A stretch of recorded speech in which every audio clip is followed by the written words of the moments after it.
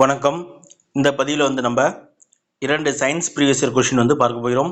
முதல் கேள்வி பாருங்க, மனிதனின் கேட்புத்திறனின் அதிர்வெண் வரம்பு அப்படின்னு சொல்லி கேட்டிருக்காங்க.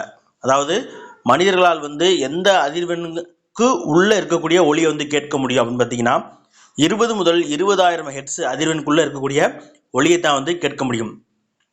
இந்த 20 ஹெர்ட்ஸுக்கு குறைவாக இருக்கக்கூடிய ஒளியை குற்றொளி அப்படின்னு சொல்லுவாங்க. அதற்கு எடுத்துக்காட்டு நிலநடுக்கத்தின் போது ஏற்படக்கூடிய அதிர்வெண், அப்புறம் திமிங்கலங்கள் உருவாக்கக்கூடிய சவுண்டு, இதெல்லாமே குற்றொளிகள். அதே போல் இந்த 20,000 ஹெர்ட்ஸுக்கு அதிகமான அதிர்வெண் கொண்டதை மீயொலி அப்படின்னு சொல்லுவாங்க.